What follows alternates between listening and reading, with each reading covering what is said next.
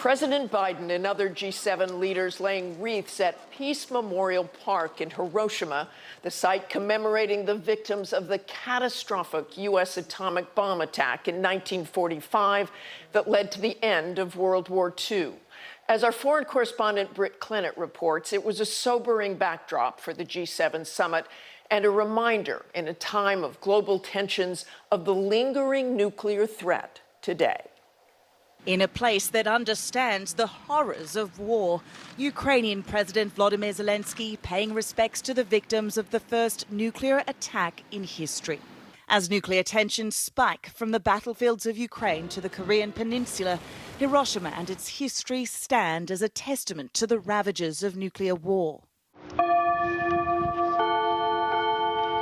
There it is, every morning at 8:15 exactly. That sound rings out over Hiroshima at the exact time the bomb was dropped.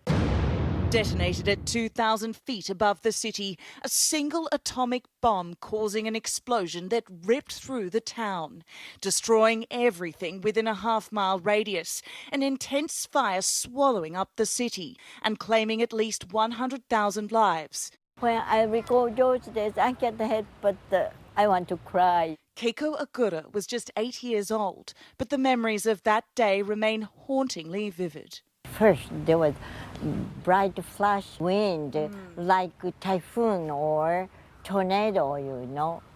When I opened my eyes, I was surprised because everywhere was just dark. Now 85, Agura is dedicated to sharing her story so others won't forget. Survivors now relive their experiences to a designated successor like Toshiko Okamoto. Toshiko is committing her life to taking on the tales of her survivor who's now passed. He didn't cry at all in front of me. Just tell his story. And that is how she shows her respect. Just tell the fact. That's enough. Don't make people cry. Near the centre of the blast stands the iconic atomic dome, the ruins of a former exhibition hall, one of the few structures that survived the explosion. This is a shrine outside the atomic dome. You can see there are flowers, there are photos. Reminders around Hiroshima to keep memories of the consequences of that day alive. I know the fear, the reality when the nuclear weapon was used.